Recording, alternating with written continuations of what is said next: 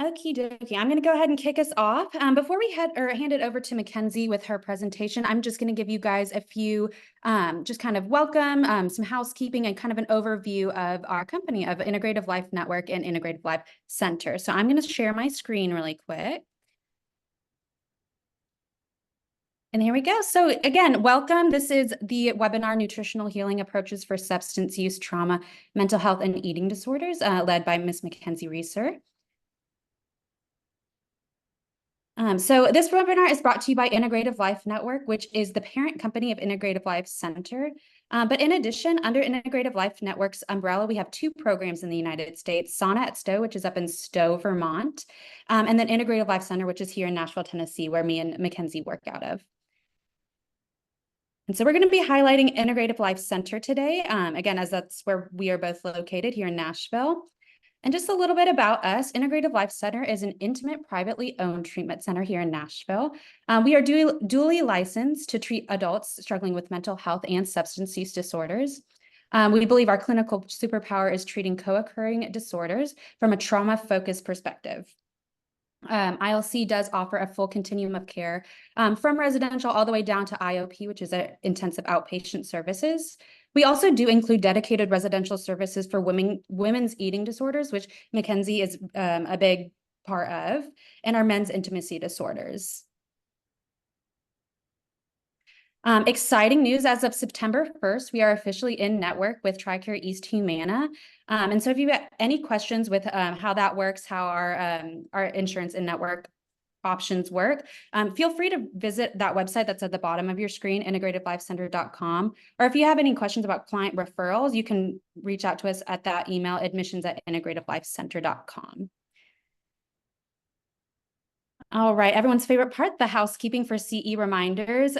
So first of all, just remember to get credit for this CE presentation. You must join using that unique link that you got upon registration. This basically means if you're watching with a coworker, with someone else on one device, only one person's going to get that credit for that attendance. So if you're watching with someone else, go ahead, hop off, get onto your own device, and then watch it from there so you can get that credit. Next, you must remain on the webinar for the whole time. As silly as this sounds, we can see when you join and when you leave. So we do require that full 90-minute attendance to receive that CE credit. If for some reason you get kicked off the webinar and have to jump back on, we can see that. We can handle that. We can kind of add the cumulative time together. So don't worry about that. But you do need to stay on for the full 90 minutes. Directly after this webinar concludes, a screen will pop up with a survey. That's our CE evaluation. So please fill out that evaluation if you would like to receive your CE certificate. If for some reason that survey does not pop up, you don't see it, we will also be sending out an e-blast with that survey as well. So if you don't see it immediately, give us an hour or two and you'll see that pop up in your email.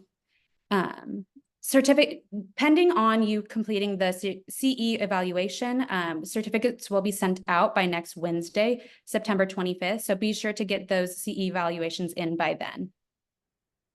This webinar will also be recorded and will be available to view on our YouTube channel. The recording will also be included in the follow-up email. So if you can't find Integrative Life Center's YouTube page, we'll send it out to you with your CE certificate and the slide deck. If you have any questions about any of the workings after this webinar is over, feel free to reach out to me. I'm Allie Bain. I'm the Senior Marketing Coordinator for ILN. So I can help you with getting anything you need or any questions that you may have. So yeah, feel free to email me. My email's right there on number 6, or our general marketing email, which is at the bottom. And feel free, I'll give you a second, go ahead and screenshot this page if you want to refer to any of the instructions later in time. You can have that to keep for later.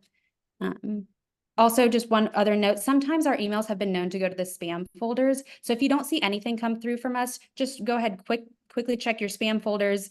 And then if you still don't see anything, feel free to reach out. Okay, I am going to introduce us to our speaker this afternoon. This is Mackenzie Reeser. Mackenzie Reeser is a registered dietitian. So sorry, I can't see and she discovered her passion for the link between nutrition and behavioral health. A graduate of Lipscomb University with a master's in public health from UNC Chapel Hill. She's the director of nutritional services here at Integrative Life Center. Mackenzie sees nutrition as an essential component in treating clients with a history of substance abuse and mental health challenges, with experience as a health coach and a dietitian at NC State, the Ranch, and Carolina House. She integrates both traditional and non-traditional therapies to help clients understand their food patterns and behaviors. So throughout this time, you will have the opportunity to ask questions. I will point out your cameras and your mics are muted for the entirety of this webinar. So if you have any questions for Mackenzie, please put them in the Q&A section. And if you have any technical questions about the workings of Zoom or XYZ, please drop them in the chat and I will be monitoring the chat. So I'm going to hop off and let Mackenzie take over and start with her presentation. Thanks, Allie. All right, I'll go ahead and share my screen with my presentation on it. And as I'm doing that, I just want to express gratitude to y'all for being on here. And you could be doing a lot of things with your Thursday midday, and you chose to be here. And I'm going to take that to mean that you're interested in learning more about how to bring nutrition concepts into the work that you do with clients. So let me make sure. I think this happened yesterday when we practiced. There we go. I'm hoping, Allie, you can let me know, but I'm hoping the actual full screen presentation is on now. Yes, looks good. Okay, thank you. So again, thank you so much for being here with us today. Grateful for the work y'all are doing in your communities, and hope that this presentation adds a layer of confidence and competence to what you're doing. I am going to assume that if there are dietitians on this webinar, that they are in the minority, and that primarily the folks that we have in the virtual room are mental health practitioners of some variety. And shout out to any of my dietitians who are on the call. But I'm going to really be we're going to think about this concept, nutritional healing approaches, less from a medical nutrition therapy standpoint, which I would frame this from if I were mostly talking to dietitians. And instead, I'm going to take the lens of, folks who are out in the community working with clients primarily on substance use, trauma, mental health, or eating disorders, but don't have nutrition expertise, yet are aware that nutrition is an important component of their clients' healing, and want to be able to give it some attention, within their scope while they're working with their clients, or even just to assess the level of issue that nutrition is for their client, to know when and how to make referrals to appropriate, adjacent professionals. So that's the lens through which I'll be exploring this with y'all today. We won't dig into too much science. We'll really talk about how to think about nutrition and talk about it with your clients. So our objectives for today. Number one, I'm hopeful that you'll understand the importance of nutrition in substance use disorders, mental health disorders, and PTSD. This is going to be, excuse me, I was minimizing myself so I'm not distracted by my own face on my screen. But really thinking about nutrition is important in each of these areas. And so why? And what's the prevalence of nutrition issues in each of these areas? How do they overlap? And really talking a lot about shared risk factors for those to really co-occur. So I'll share 2 ways to screen for eating disorders in a clinical setting. Nutrition issues are going to present whether a client has an official eating disorder diagnosis or not. But if an eating disorder is present, then I want you to feel like you have the tools to either refer or treat, depending on your level of competence with that when you're working with that client. And then finally, we'll hit on 3 ways to modify nutritional healing approaches when a client presents with an eating disorder. I want to cover this because I've worked with a lot of mental health professionals throughout my career who have expressed not feeling very comfortable working with people with eating disorders. And so I want to share with you what looks different when we have someone who has an eating disorder on top of some of these other mental health diagnoses, and give you a little bit of the shallow view, at least, of what a dietitian is how a dietitian is going to support those clients. Okay, so let's start by looking at the prevalence of these, different diagnoses happening all within the same client. And shocker, hint, it's a lot. There's pretty high prevalence of co-occurrence here. So let's start here with the prevalence of substance abuse among those with eating disorders.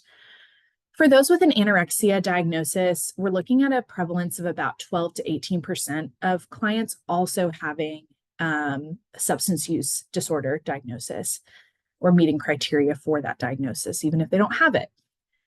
When we have folks with binge eating disorder, we're looking at about a 25% co-occurrence.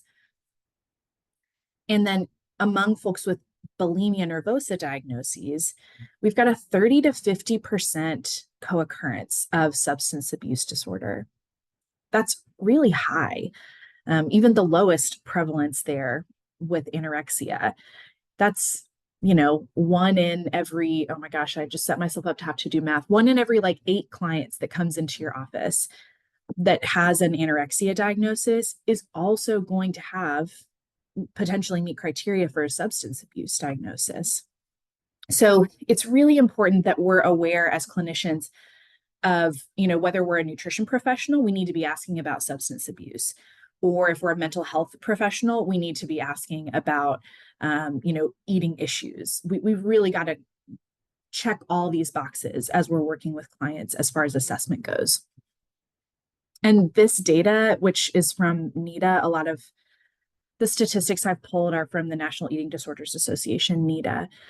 These statistics are from the early 2000s. So imagine how these have changed with COVID, for example. I did find a more recent statistic that I'll share. I think I've got it on the next slide, but showing pretty similar, but maybe slightly increased prevalence of substance abuse disorders among eating disorder people, kind of across the eating disorder spectrum since COVID. But I know with my clients, I saw a lot more intensity even of their acting in these behaviors. Maybe they already had both, but the behaviors really escalated. And I can imagine some of y'all saw that as well. Okay, so these are numbers from NCASA, the National Center on Addiction and Substance Abuse. So we've got 50% of individuals with eating disorders abused alcohol or illicit drugs, which is a rate 5 times higher than the general population.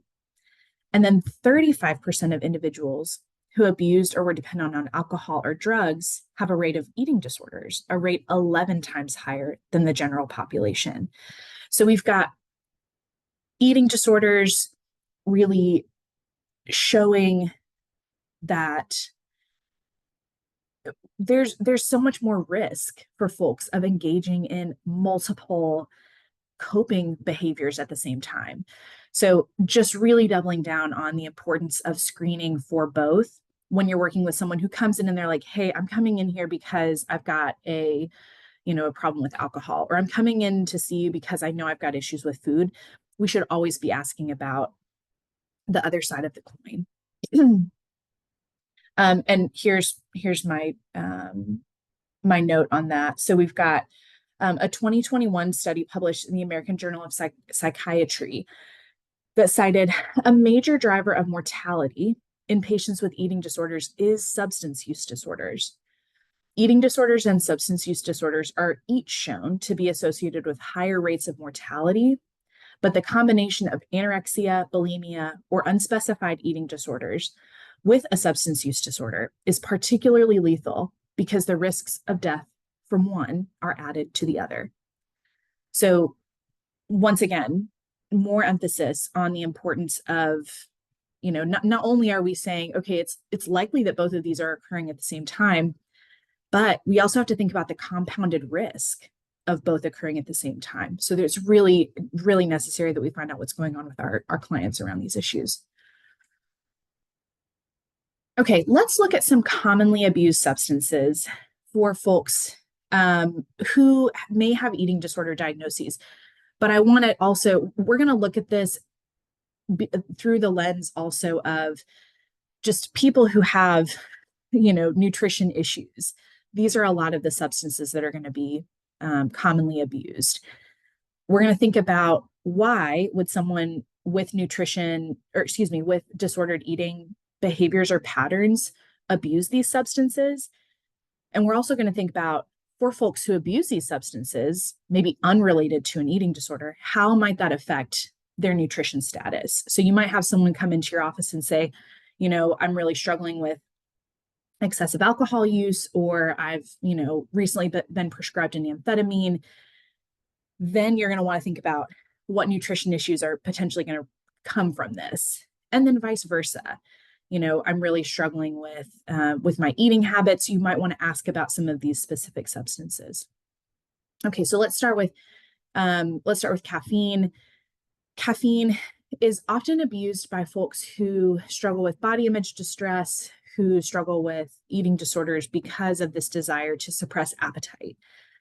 Caffeine can suppress appetite. It is a stimulant, and that's something we'll talk about with those other appetite suppressants below. But caffeine can also be in foods and beverages. I should really just lean into beverages here that can replace food, like diet sodas or coffee or energy drinks, especially diet ones, that people are using to kind of artificially feel full and also get that buzz of caffeine that that they may kind of feel like their nervous system is lacking. So caffeine shows up a lot. Nicotine and alcohol are both starred because they are the most commonly abused substances among folks with eating disorders. So just drawing a little bit of attention there. Nicotine is going to be used for similar reasons to caffeine, suppressing appetite, changing the way we feel in our bodies, distracting from, distressing thoughts. Also, taking a smoke break can be a way to escape from a stressful situation, something that a place that you feel uncomfortable being, or a conversation you're not enjoying, being able to have an out from that. Alcohol is also very commonly abused among folks with eating issues. So, I'm sorry, before I go to alcohol, let's talk about what nutrition issues might arise when folks are abusing caffeine or nicotine both. Because they both tend to suppress appetite, we're often going to see inadequate food intake. So, delaying eating longer than is appropriate, or even to the point of skipping a meal. I've certainly had clients say, I had a cigarette or I vaped instead of having a meal, or coffee was my breakfast, like, nope, doesn't count. So we've got this tendency towards inadequate intake with some of these substances. And then that can sometimes lead to excessive intake later in the day, because if you're starting the day with caffeine, coffee and a cigarette, let's just say, then your body is in this nutritional deficit.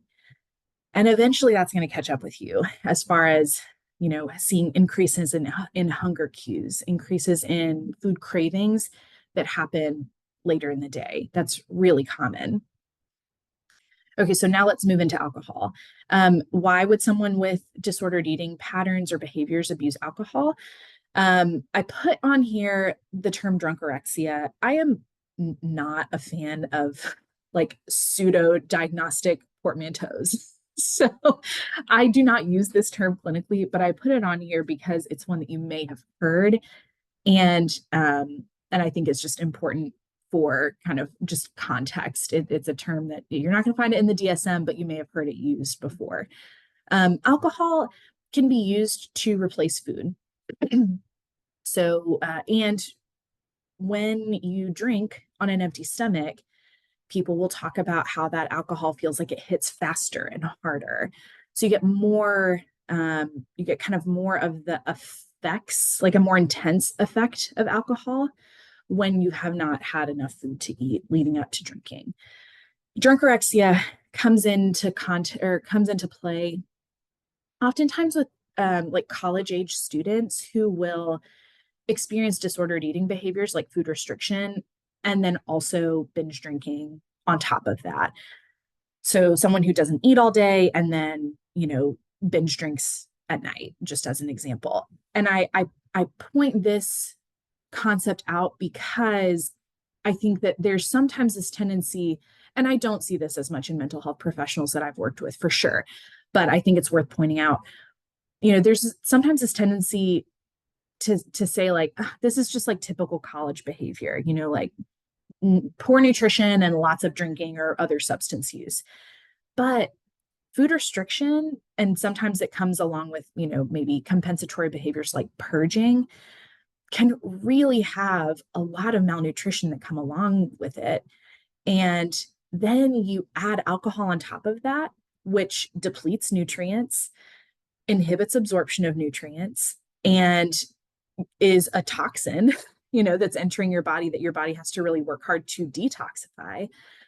You've got a really significantly increased risk of medical problems when you layer those two things on top of each other. So I want to encourage you, if you've got someone who you see engaging in these behaviors, to not write it off, or not, I'm going to say let your client write it off, like as if we let our clients do anything, but you know what I mean? Not to kind of sleep on that, and to make sure that you're discussing it with your client and providing some education at minimum to help them understand the dangers of those types of behaviors. And as I just mentioned, alcohol is going to cause nutrient depletion, inadequate intake of food across the board, and then also it inhibits absorption of nutrients, increases nutrient utilization too, because your body has to use a lot of vitamins and minerals to detoxify alcohol from your body. So it's really, I see a lot of, lab work abnormalities among my folks who abuse alcohol, regardless of how well they feel like they're eating. Laxatives, emetics, and diuretics. So really commonly abused substances among people with eating disorders because of, and to be clear about the terminology here, laxatives make you poop, emetics make you throw up, diuretics make you pee. So it's all about releasing, could be about releasing weight or releasing, like calories even from the body, even though it doesn't really work like that. There's kind of that sense of I took something in, I want to get rid of it. So those get abused not infrequently. But I also see this coming up with people who don't struggle with an eating disorder and have digestive issues that are coming from something organic, like they've got, a diagnosed GI disorder, or it's resulted from their use of substances that they're trying to manage. So those substances, again, you may see outside of the context of an eating disorder, and it's important to assess for that. And then use of those substances can lead to electrolyte abnormalities, micronutrient deficiencies because of how quickly things are moving through the GI tract, or the kidneys not having time to reabsorb nutrients with the use of diuretics, for example. Appetite suppressants used, as we talked about with caffeine and nicotine, to make it so someone doesn't have to eat as much. And then we've also got people who don't have an eating disorder, but are using things like amphetamines or meth or diet pills because they've been prescribed. And maybe amphetamines, for example, like someone's taking Adderall and it is like really important for how their brain works. Like there are people out there that just need those stimulants to be able to function adequately. But we have to keep in mind that when we've got folks who are using those substances, even as prescribed effectively, there are often nutrition implications usually it's not getting enough food. I'm hearing my clients say, you know, I have breakfast on the way to work. I, you know, stop and pick something up, or I grab something from my fridge on my way out the door, and then I'm not eating again till dinner. And I'm like starving at dinner, you know? So that's often how use of substances like amphetamines show up. I also highlighted the GLP-1 receptor agonists on here. That's our Ozempic, our Wegovy, our Mounjaro, that we're seeing used a lot more in clinical practice. And I think we'll continue to see a lot more. We've got people who are using those for controlling their diabetes, and they are effective for that. But we've also got people who are taking them exclusively for weight control purposes. And I think those are questions, even if you're not a medical professional or a dietitian, those are questions worth asking, you know, of your clients, understanding what medications they're taking and the reason that they're taking them. So that you can understand how to collaborate with the medical care team. If that becomes, you know, the GLP-1 receptor agonists really do suppress appetite. People, you know, eat not more than 50% less than what they were eating before, but usually kind of in the 25% less food, you know, less caloric intake range when they're on those medications compared to when they were not on them. So there is a significant reduction in food intake. I don't know why I put an E on the end of heroin, because that's, we're talking about the drug, not the, like, you know, fairy tale heroin. But heroin is another substance that commonly is abused. And we know that has, as being in the opioid family, is going to have, you know, we're going to see constipation. We're going to see a lot of slowing down of digestive function that causes a lot of discomfort for people, that we have to really get them back regulated when they stop using those substances. And then cocaine, another nervous system stimulant. So we've spent a lot of time on these commonly abused substances, but I think it's important to look at them from both sides. Why would someone use them if they have an eating disorder? And also, eating disorder aside, what problems are we going to see arising from these? There are a lot of shared risk factors across disordered eating behaviors and substance use disorder. So we're going to see pretty consistently low self-esteem, depression, and or anxiety showing up for our clients. A lot of folks with kind of these co-occurring issues have a history of childhood abuse.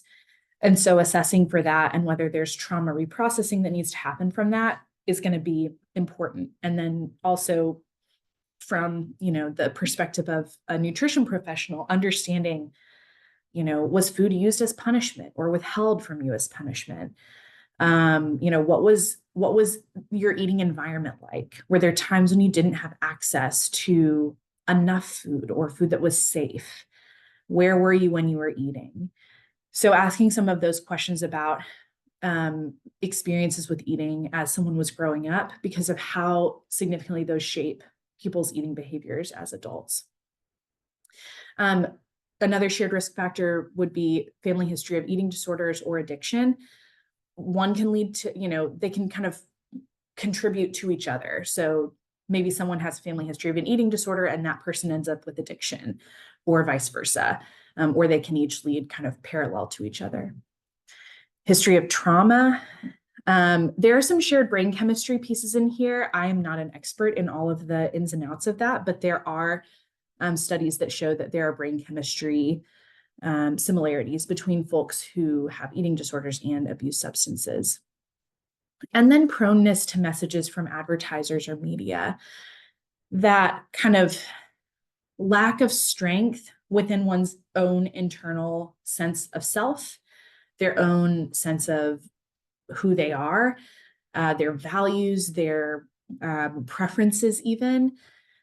The weaker that sense of self is, the more we feel like we have to change our internal experience or conform to what others are doing to kind of be okay. And so that really sets people up for engaging in both disordered eating patterns and substance use, because those are so socially, often socially accepted. And then we also see some temperament factors that are often shared across disordered eating behaviors and specifically substance abuse disorders. Risk aversion and avoidance. So we can see how that would play out, where someone, doesn't want to experience discomfort. And so they're going to use substances or disordered eating patterns to hide and not have to experience that discomfort. And then impulsivity as well. So this tendency to, not really think all the way through a choice before the choice is made. We're way down the line when the thoughts start to kind of follow the behaviors. So impulsivity, if you notice that you've got a client who really struggles with impulsivity, you might even really be even more sure than you already are to ask about some of these behaviors around substance use or disordered eating. Okay, excuse me. So let's move into talking about trauma, because as Allie mentioned at the beginning of the presentation in her intro, at ILC, we are really thinking about trauma all the time. And one of the most important tools that I think we as clinicians, ILC or not, have at our disposal is an understanding of trauma and the compassion that can give us for our clients when we understand that someone may have experienced trauma. And this, what you see on your screen is, number one, not my definition of trauma, but it is also a dietitian's definition of trauma. It is not like, there are, I'm sure, a lot more complex and like fleshed out definitions, but this is what I connect with when I think about trauma in my clients. So trauma is any of these: too much, too soon, too fast, too little, too slow for too long. So it's the experience of something that your nervous system doesn't know how to tolerate, essentially, something that developmentally you're not ready for, and feels overwhelming to you. And so as we talk in this next section, we're going to talk about how trauma can influence some of these nutrition issues that come up for clients, and hopefully help us cultivate more of a sense of compassion for those issues among our clients. That was my dietitian's definition of trauma. We're going to look at the DSM-5 criteria for post-traumatic stress disorder. And as we run through these, I want you to just think about the first things that come to mind for you about how someone who experiences PTSD might end up with issues around nutrition. And then I'll share with you some of the things I've seen in clients about how this shows up for them. So number one, first criteria for PTSD from the DSM is intrusive symptoms. So the traumatic event is persistently re-experienced through unwanted upsetting memories, nightmares, flashbacks, emotional distress after trauma or after exposure to traumatic reminders, physical reactivity after exposure to traumatic reminders. Second criteria is avoidance. Avoidance of trauma-related stimuli after the trauma in the following ways: trauma-related thoughts or feelings, and trauma-related external reminders. So wanting to avoid those experiences. Criteria 3, negative alterations in cognition and mood. So negative thoughts or feelings that began or worsened after the trauma in the following ways: inability to recall key features of the trauma, overly negative thoughts and assumptions about oneself or the world, exaggerated blame of self or others for causing the trauma, negative affect, decreased interest in activities, feeling isolated, and difficulty experiencing positive affect. And then finally, number 4, alteration in arousal and reactivity. Trauma-related arousal and reactivity that began or worsened after the trauma in the following ways: irritability or aggression, risky or destructive behavior, hypervigilance, heightened startle reaction, difficulty concentrating, and difficulty sleeping. Those of you who are mental health professionals and using the DSM to diagnose PTSD on a regular basis are probably like yawning right now. But I think it's important to highlight, and I wanted to give you that time to really think through, how does PTSD potentially overlap with nutrition? We're going to also look here at some common post-trauma responses and want you to stay on that mental track of how might nutrition interface with this. So and this is by no means a comprehensive, list of all the ways bodies and brains respond to trauma, but it does give us some food for thought. So fatigue or tiredness and sleep issues, pain in the body, headaches, heart rate increasing, and then body flashbacks that you can really be so diverse among clients. Behaviorally, you might see people smoking or drinking more, self-harming, eating too much or too little, avoiding people. Cognitively, you've got kind of thinking lots or rumination, really seeing clients be really up in their heads and unable to kind of get into their bodies. Confusion, disconnection, and memory issues. And then emotions that are really common here are hopelessness, anger, anxiety, and guilt.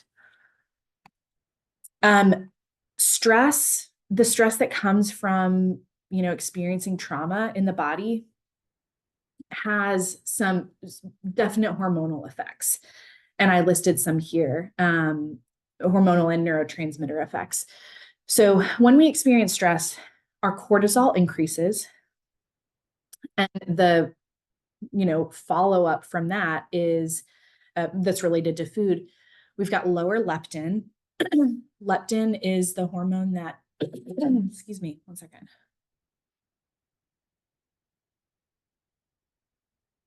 Okay, ready. Cortisol can lower leptin. Leptin is the hormone that tells us that we are full. So it does some other things. That's kind of a distilled version of what that hormone does. But essentially, leptin is a fullness hormone. And so we're less likely to notice that we're feeling full. We also have increased ghrelin. Ghrelin is the hunger hormone. It's produced in the stomach. And as cortisol increases, we also have more ghrelin present. So you may notice more hunger. I'll say I see clients experiencing both kind of ends of that spectrum of stress really decreasing their sense of, hunger, fullness. But we'll talk about that, kind of why that also might be here in a second. And then also with increased cortisol, we have increased cravings for highly palatable food. Stress can increase adrenaline. That one's probably not new information, but how does that affect nutrition? With adrenaline, we have increased blood flow to our appendages because they need to be able to help us get away from a threat, and decreased blood flow to our digestive organs because we're shunting that blood flow, prioritizing it to places that our body thinks are more important. So that can lead to some digestive difficulties. Decreased salivation as well. Saliva is where our digestive processes start. And so if we don't have enough of that, then that can really lead to digestive distress. With stress, we also have lower oxytocin, which can lower mood and lower our overall ability to deal with stressful situations. So as we're continuing on this theme of how are we understanding why and how nutrition issues are going to show up for our clients who have experienced trauma, I also wanted to share this metaphor with you. This metaphor is not of my own design. Dr. Anita Johnston, who is an eating disorders expert and who worked with me here at ILC for a while, taught me this metaphor. So I'm using it with her permission here. But we've got this metaphor of tank A and tank B. And I've seen this be really helpful in working with clients to understand and find some compassion for themselves as far as why they might be like doing weird things with food. Like, why can I not stop eating, sugar? Or why am I like so uninterested in eating at all? This is another way that we can help our clients conceptualize that. So let's imagine that tank A is our tank that gets filled with physical nourishment. It's our food tank. And when tank A gets low, in theory, we feel hungry, physical hunger cues. And that tells us we need to eat food to fill up our tank A. Our tank B is our tank that everything else goes in. You can flesh this out with your clients, really, what else is in this tank, but or how many other tanks are there. But for the sake of this metaphor, we're going to go with just one tank, tank B. And that's our tank that gets filled up with emotional, mental, spiritual nourishment. So tank B is going to get empty when we're understimulated, or maybe even overstimulated and just kind of feeling burned out. When we are feeling some sort of emotion that we don't like, that feels uncomfortable, we don't really know how to cope with. Maybe we're feeling spiritually disconnected. That's when our tank B is going to get low. And in theory, we want to fill that tank B with something that stimulates us, something that feels exciting. Maybe we go on a trip, or maybe we, maybe if we've got some, like it's really an emotion related reason, maybe we like connect with someone that we care about. Maybe we attend, maybe we go to church, or we do whatever kind of spiritual connectivity activity that feels like it fills us up. So we do things that are not about food that help us to feel rejuvenated and renourished. However, we also see this phenomenon with people who just don't really understand how to get those emotional, mental, or spiritual needs met. Our first needs that present themselves when we're born are those physical nourishment needs. Babies cry when they're hungry. And ideally they get fed when they're hungry. We learn really early on how to ask and get those physical nourishment needs met. But it takes time, and it takes, like a positive developmental experience that is, limited in trauma to learn how to get those emotional, mental, and spiritual needs met.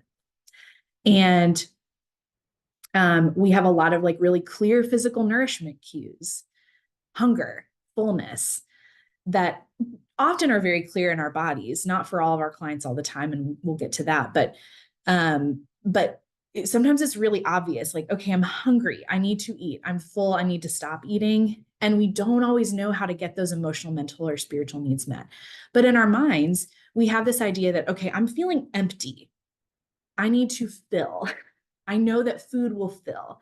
And so you'll see clients using food to get some of those emotional, mental, or spiritual needs met when they don't have the resources, whatever kind of resources, to get the rest of those tank B needs met. Tank A is full. We're not actually hungry. We don't need to put food in, but that's all we really know how to do.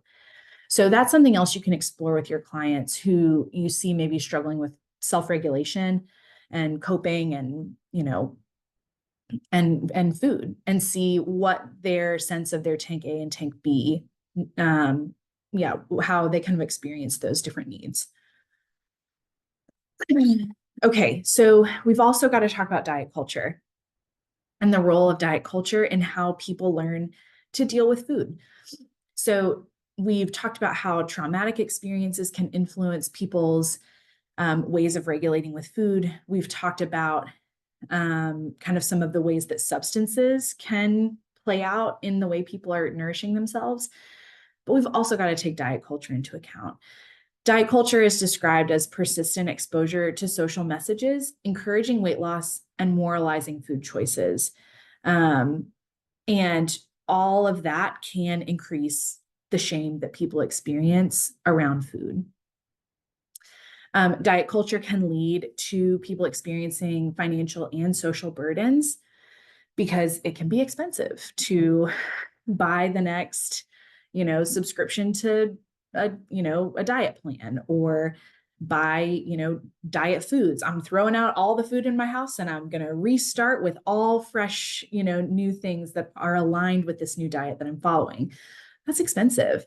And then there are also the social burdens of, people that you care about watching you try new diets and then watching you kind of phase out of those diets, watching your weight fluctuate. There's that kind of social burden of what are people thinking when they see me trying and quote unquote failing at a diet, or see me not being able to maintain some of the progress that I wanted to make with food or nutrition. So diet culture, people kind of leaning into those diet culture values can really be a way that people diet culture can be a coping mechanism. You've got that third bullet point there that talks about delaying or distracting from underlying problems. It can be a lot easier for our clients to focus on their bodies and on their food than it is to focus on all of the stuff that's going on in tank B, to do some of the trauma reprocessing.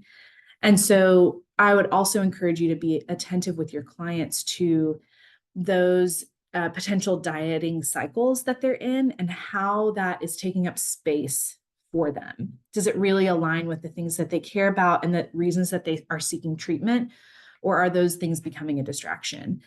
At the same time, we want to validate that, we do live in a society where the way people look influences the way they're treated. And, I'm so hopeful that that will not always be that way. And today it is. So we've got to acknowledge, again, with compassion, that our clients are probably engaging in diet culture, whatever that looks like for them, for good reasons or valid reasons, but it may not actually be serving them. And so helping them navigate how they want to, how and whether they want to keep staying on that, diet cycle or not. How's it working for them? Okay, so now that we've looked at a lot of different factors for, how substances and trauma affect our body's ability to regulate and ability to be clear about our nutritional needs, and how some substances may influence our body's nutritional status. Let's look at some healing approaches that are related to nutrition. I like to use these 6 guiding principles to a trauma-informed approach to guide this part of the conversation. We're going to think about, and this comes from SAMHSA, it's probably something that y'all have seen before, but if not, welcome. Glad to introduce you to a new paradigm. But we've got these 6 different principles to a trauma-informed approach. And I'll just read them out: safety, trustworthiness and transparency, peer support, collaboration and mutuality, empowerment, voice and choice, and cultural, historical, and gender issues. And so let's look at how each of these principles guides approaches to integrating conversation about nutrition into our care. Again, whether we're dietitians or we're mental health practitioners or we're medical professionals, we should be talking about nutrition with our clients, how, wherever that falls in our scope. And so let's look at each of these as guidelines. So number 1, being safety. Okay, I'm just going to read what I've got here because I don't trust myself to ad-lib it. Okay, so while nutritional aberrations may support feelings of safety temporarily, they send a message to the nervous system that ultimately the person is not safe. And those aberrations may look like inadequate or excessive intake, irregular eating patterns, or missing out on important nutrients. So the key thing here is that we're providing education and information to our clients to say, okay, I understand that you are doing the best you can to regulate your dysregulated nervous system through the use of substances, through not, eating enough, through using food to cope with uncomfortable emotions. And ultimately, that is causing your body to feel unsafe. It is causing more nervous system dysregulation in the long run, even though in the short term, it may feel better to not eat or to, binge eat or, overeat or eat really highly palatable foods at the with the consequence of lacking other important nutrients. I get that that might feel better in the moment. And we've got to tell our clients about how that doesn't actually serve their nervous system in the long run. Because we've got a nervous system that needs to have regular energy available to it to fire on all cylinders. And if it's got, overloads of, glucose that then drop. So for example, clients who are subsisting on, sugar sweetened beverages and energy drinks, you've got a ton of energy coming in and it all gets used really quickly. And now our energy drops. Okay, well, that's a real setup for moodiness, irritability, fatigue, like all of the HALT acronym, hungry, angry, lonely, tired. How can we make you less vulnerable to some of those vulnerability factors in the first place? Nutrition is a big part of that. So helping clients understand how nutrition can help their bodies establish safety. And this is revisiting this graphic from earlier. Disordered eating patterns, I'm kind of just reiterating what I just described, but those disordered eating patterns cause the body stress. And then we've got all those follow-ups from that increase in stress level, the cortisol and adrenaline increasing, the oxytocin decreasing. So how can we intervene with a client? And as a mental health professional, it may be as straightforward as saying, hey, I want to refer you out to someone who can help you with this aspect of your care, and referring to a competent dietitian. Or it may be just giving your client some information to say, hey, I think that the fact that you're not eating almost anything might be contributing to some of the other issues that you're having. Now you have this information, you can share it with your clients and help them see how this cycle is playing out for them, and help them figure out where to adjust their patterns so that they ultimately feel better. Nutritional modifications that I think really most practitioners can support clients in, exploring and possibly reducing the use of bioactive substances. So, and I of course say possibly reduce. You'll notice that other stimulants are on here, like, let's refer back to our clients who are taking stimulants that are really important for how their brain functions. I'm not here to say like, get your clients off all their meds, by no means, but we want to explore motivation behind using some of those stimulants. I had a client recently, for example, who was taking Adderall as prescribed. He was really struggling with adequate intake, and as in he was not eating enough. And as we talked about his use of those stimulants, he started to talk a little bit more about, and we had established some safety, some rapport in that relationship, but he started to talk about some kind of funky ways he was using that stimulant. For example, he was taking his Adderall with Tums, which enhances, like, an acidic environment in your stomach is going to reduce the absorption and the hit of Adderall. But a basic environment in your stomach, which would be enhanced by something like Tums, an acid reducer, taking Adderall with Tums is going to make it hit harder. And he was like, I did research how to make Adderall work better. And yes, I am taking it with Tums. So exploring some of those factors can help you and your client understand and get really clear on, how are these substances working for me? Am I having a cup of coffee in the morning because I enjoy a warm beverage, but I can live without it? Or do I get anxious when I don't get my cup of coffee because, oh, now I'm starting to get hungry? And, oh, what am I going to do now that I'm hungry?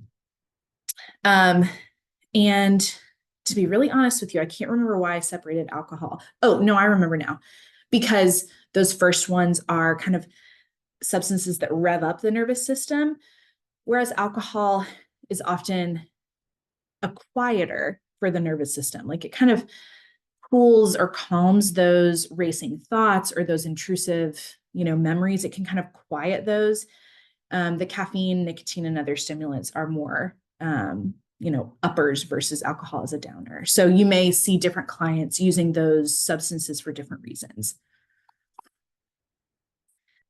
Other nutritional modifications for specifically clients who struggle with eating disorders are going to be establishing a regular eating pattern. We talked about, I referenced that before, the importance of getting regular, adequate, balanced nutrition into the body. And then maintaining nutritional balance and adequacy. And by that, I mean getting enough energy, calories in, getting adequate fluids in. I can't tell you the number of my clients who struggle with adequate fluid intake for just myriad reasons. And then micronutrients as well, keeping in mind that substance use and trauma increase, like the stress that goes along with having experienced trauma, increase utilization of nutrients. And so we need to make sure that it's not necessarily that folks are needing 100% of the recommended daily allowance of any given nutrient. Some folks need more of different things because their needs are higher. And so we'll replenish micronutrients through, I lean on food first, I lean on supplements last, but some folks really do need some sort of supplementation. So making sure that we're getting adequate intake through whatever means we need to get. And then another thing that practitioners across the board can do is helping clients to identify and honor hunger and satiety cues. One metaphor I use with clients sometimes is that when the nervous system is dysregulated, it's often coping with just a lot of intense feelings. This can be physical sensations, it can be emotions that are intense, it can be racing thoughts. And if we imagine hunger cues, like early hunger cues that are like, oh, I probably could use a snack, or I could probably use a meal. If we imagine that as like you stub your toe, okay, that's a feeling that you can feel. It's kind of subtle though.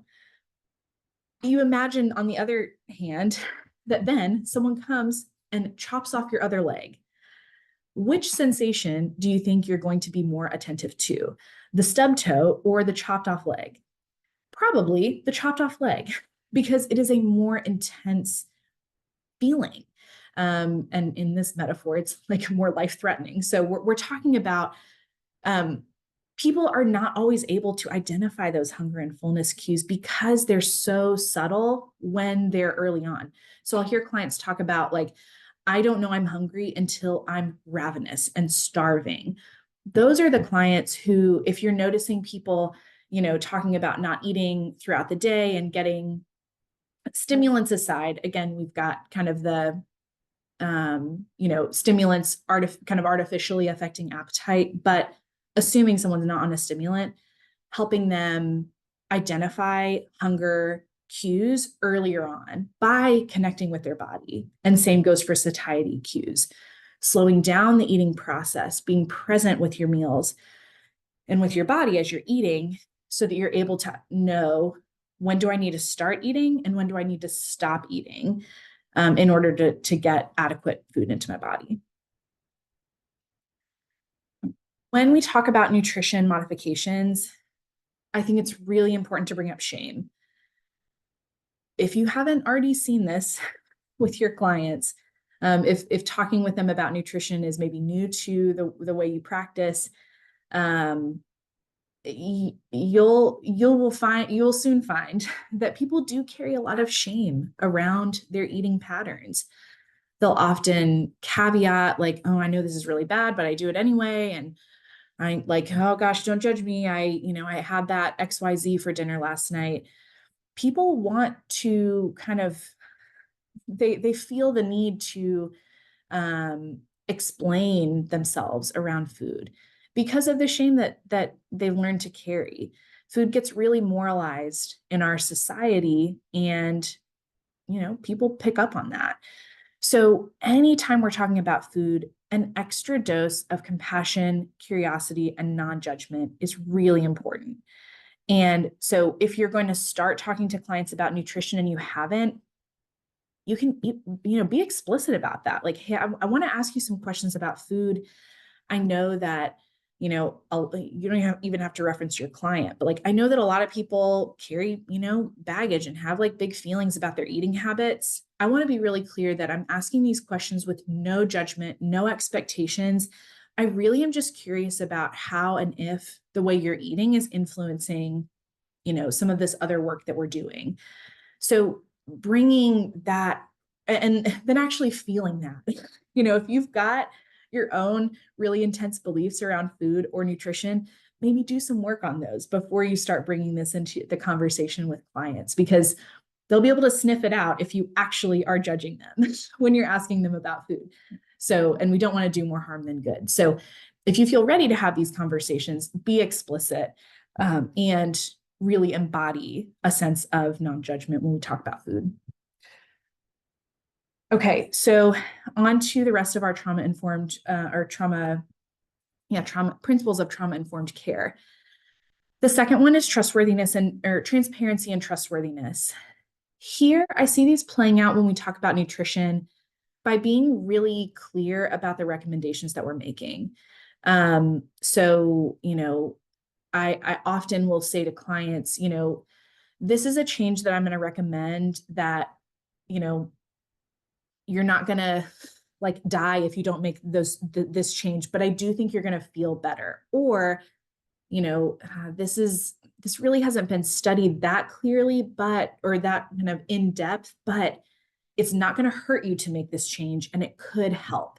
So being upfront about what you're recommending and why, in the spirit of transparency. Explain your recommendations. It always makes me feel a little bit angry when I have a client who's like, I got prescribed the supplement, but I don't know why. And I'm like, someone just told you to take this, but they didn't tell you why. Like, well, that's not very helpful. If it's really important, then why is the person going to be motivated to continue to do it? Minus someone in authority told me to do it. And if they're not motivated and it's important, then why are they going to keep taking it? So explaining your recommendations to help clients really lean into making decisions that they feel comfortable with and that feel relevant and important to them. And then also appropriate use of self-disclosure. There are so many, materials out here on self-disclosure. We could do a whole another webinar on it. But for the sake of this conversation, I would just say that it's important for our clients to not think we're robots out there, just giving recommendations and then, not being human. So I guess a couple of examples of self-disclosure I use with clients around food would be, wow, yeah, on days when I feel really tired, I don't always feel super clear about my hunger and fullness cues. Like, I totally get where you're coming from with having a hard time with this. I know you've been struggling with your sleep. I get that. So it's like a disclosure that doesn't really matter. It doesn't affect the client practitioner relationship in a significant way. It's not like I'm like, oh my gosh, let me tell you about the sleep study I did last week and all the insomnia issues I've had. It's just light self-disclosure that helps clients know that you are giving recommendations as a human and not as, a robot out there. So that's how I see this particular principle playing out. Peer support, really important for our clients who struggle with food issues. And I'll bet you can think of reasons why that go even beyond what I've listed here. But establishing accountability among peers, family, et cetera, especially for our clients who really have, significant disordered eating issues, getting other people on the support team can be really helpful. There are meal support groups out there that meet virtually and in person. And there are also, it can be as basic as and my second point here is scheduling regular meals and snacks with loved ones. If you're not going to attend a group, that's totally fine. But who else is in your support system?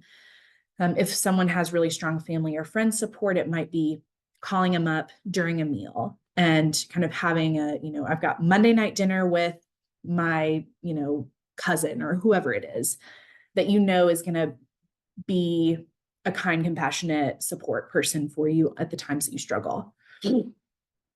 Preparing meals for the client's self and others I've seen work really well for people, helps them feel connected to their community, and also gives them more accountability around eating regularly. And then cooking classes can also just be a fun way if that's something that clients can access in their community, or there are some virtual options for that as well.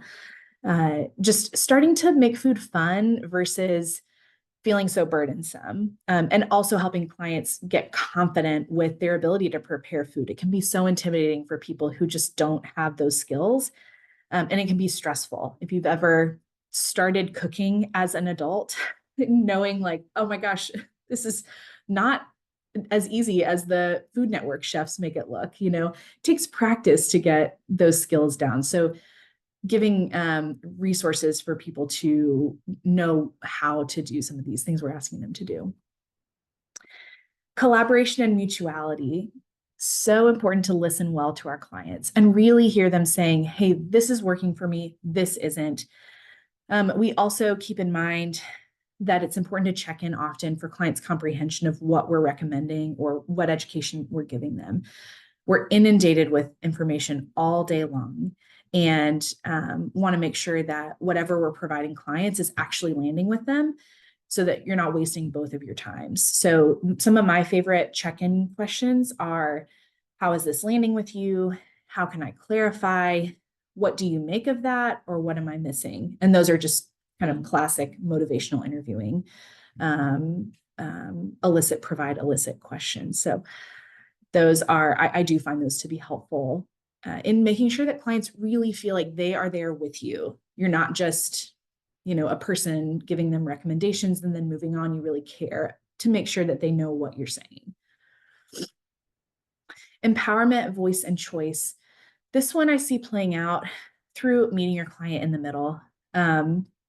This one is, self-disclosure. This one is hard for me because I know how to do things best. Duh. You probably do too. And so it's hard for me sometimes when I feel really strongly about what I'm recommending a client do, and I know it's really going to help them, and they're just not ready to do it, or they're just not interested. And so meeting them in the middle to say, okay, this is really what I would encourage you to do ideally. If that doesn't feel realistic to you, is there something in the middle that you feel you could, like, where could you move in, helping yourself cope with your anxiety better? If it's not eating more regularly, or if it's not eating, 3 meals and 3 snacks a day, like, could you have one more meal? So just a nutrition related example of meeting your client in the middle. But also helping clients identify their food preferences, values, and goals. Doing a good assessment on the front end to find out what your client wants to be different is going to be really important for you to reference back to as you provide education, once again, to not waste either of your time. And then finally, using mindfulness skills. Back to that identification of hunger and fullness cues. The more your client understands their body's cues, the more they are going to feel like they can make food choices that they feel good about, and that they can tune in and know, okay, it's time for me to eat now. So we can do a lot of work with clients on just being mindful to their, building their interoceptive awareness, their sense of their internal cues, to feel empowered and like I said, they can make their food choices confidently. And then finally, we've got cultural, historical, and gender issues. We want to, from a food and nutrition perspective, identify and support cultural foods and foodways.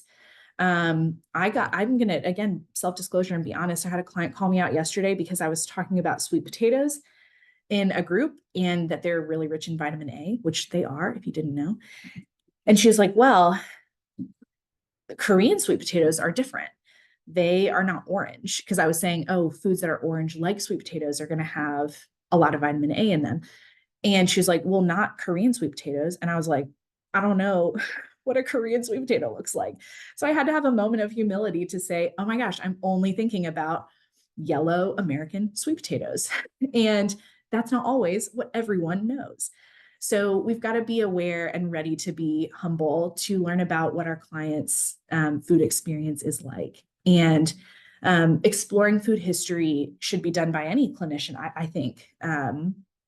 Looking at family history, did you come from a family culture where there was did your family experience famine or food insecurity?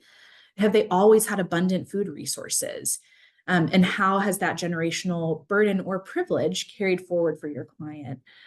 What are their values related to food? Do they care that their food is cheap? Do they care that their food is easy to prepare? Do they have medical issues that are driving their food choices? So how are they making food decisions? And then also, what is their current access to food and healthcare like? Because that's also going to influence how I'm not going to recommend a meal service like a HelloFresh to every client out there, because it's not, number one, it's not always helpful. And number two, it's more expensive than buying groceries. So got to take those factors into account. And then we've got body image and embodiment. For people who are maybe undergoing a gender transition or experiencing gender dysphoria, people who experience body image distress or body dysmorphia, food choices are often going to be impacted. Types of foods, amounts of foods. And so if you have clients that are uncomfortable in their body for whatever reason, be sure to ask about food and eating habits. Okay, and then finally, how do we screen for eating disorders?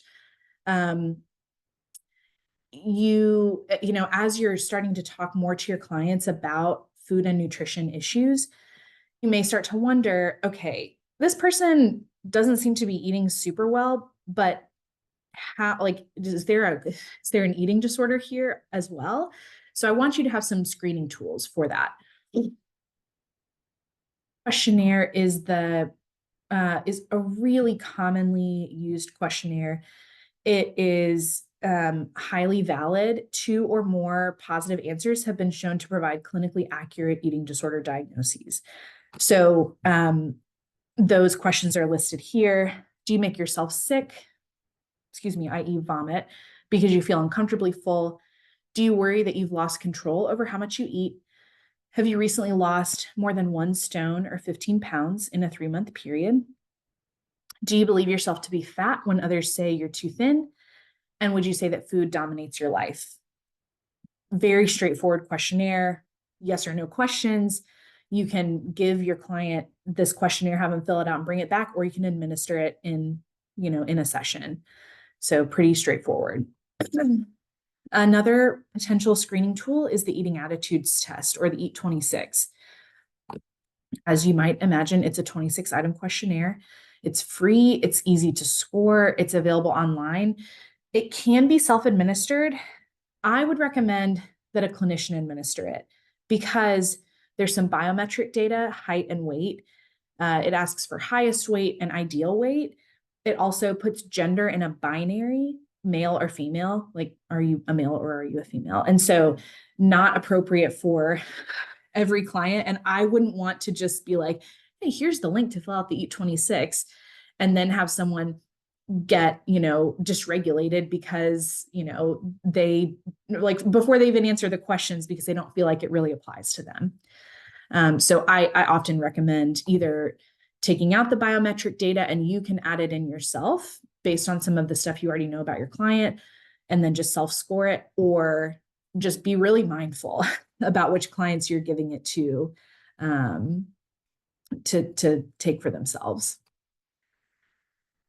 All right. And then finally, we've got nutritional modifications that are going to happen when an eating disorder is present. So if you conduct an eating disorder screening and you find out, yes, my client probably does have an eating disorder, some of the things that a dietitian is going to help your client with when they get connected to them on an outpatient level, they're going to be meal planning. So we've got less ability to connect with those somatic hunger and fullness cues, or less willingness to do that among those clients. And so we're going to build in more structure, like a meal plan. We're also going to really want to make sure that that client has whatever support they need to be able to do that. For some clients, they're not in a place to be able to make adjustments to their eating outside of a higher level of care. Others are going to be able to make some changes on the outpatient level. So the eating disorder clinician you refer to should be able to help you figure that out if you don't feel like you have what you need to do it yourself. And even when those somatic cues are not really present and we're relying on a meal plan to determine what and when and how much a client is going to eat, we're still going to tune into somatic cues. We're still going to check in on hunger and fullness. We're going to identify, how emotions are feeling in the body, because that work can be done and needs to be done in order to help clients eventually make these decisions on their own. And I've already referenced this, but referring to a dietitian would be really important if you see a screening for an eating disorder, or if you've got a client who screens pretty high on an eating disorder screening. So I hope that as we've gone through this content, and I know I took a few extra minutes, I hope you'll forgive me, but I think we'll still have time for questions. But, I hope that this content has really helped you to, number one, generate some better understanding for why your clients might struggle with nutrition when they also have some of these other co-occurring challenges. And then I also hope that it's given you some language to use with clients, some questions that you can ask, some ways that you might be able to support, screen, refer, treat in your treatment setting when you know that nutrition is playing a role in how your clients are healing. So with that, I'll wrap up. The rest of the slides have some references, and I'm ready for any questions that we've had come up, Allie. All right. Well, thank you, Mackenzie, for that presentation. It was great. I always like sitting on this side and kind of getting those refreshers and those reminders. But our first question is from David. He says, I was once told that the hardest patient to treat is a male alcoholic addict, anorexic, or sex addict with some major depression. Is that true? I don't know, but that does sound like a pretty challenging client. It sounds like they have a lot going on. So I would think that some challenging factors among that client, and if I got the pieces right, we've got male, anorexia, alcohol, depression, and sex addiction. Holy cow, that's a lot of stuff. Yeah. So, you've got such a layered burden in each of those, diagnoses or experiences of a client. We talked before about the layers of alcohol and inadequate food intake and how those physical health risks really compound each other. With depression, you've got pretty low motivation to make change. You've got kind of that, inertia of like, I don't want to do anything differently, or I don't feel like I can do anything differently. With the sex addiction piece, there's, here at ILC, we do a lot of work with folks with sex addiction and see a lot of nutritional abnormalities among them because of the way their addiction takes over their life and gets in the way of following through with regular self-care patterns. So, and then you've got someone being male in which an eating disorder is kind of, you've got another stigma layer on top of, that someone who is a female or female presenting may not experience. So I don't know if it's the hardest client to treat, but it does sound pretty tough. And if you have that person in your office, best of luck to you. I hope this presentation gave you some support. He followed up after that and said, that was a good answer. Thank you. It was the question I heard someone ask at the Meadows. That presenter said yes, due to the high level of shame. Yeah, lots of shame. But next question is from Chandra. Are there any different dietary recommendations according to trauma type, i.e. abuse, assault versus war trauma, for example? That's a good question. Not that I know of. I would think that a nutrition assessment would give a nutrition professional the answers to that question. I don't think there's enough just by looking at, okay, do you have war trauma? Do you have childhood abuse? Do you have, sexual abuse? There's not enough there. I could make some guesses about how that might affect nutrition, but I would really have to talk to the client to find out their experience of how that trauma has impacted their eating patterns.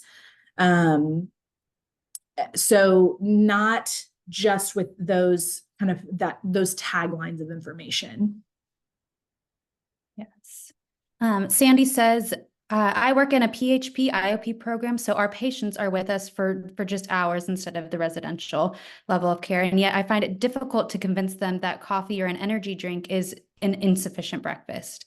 I think for some, it's diet culture / weight loss driven, but others say that they're just not hungry in the morning. Any tips on how to persuade them to make sure that they are well nourished before a full day of psychological work?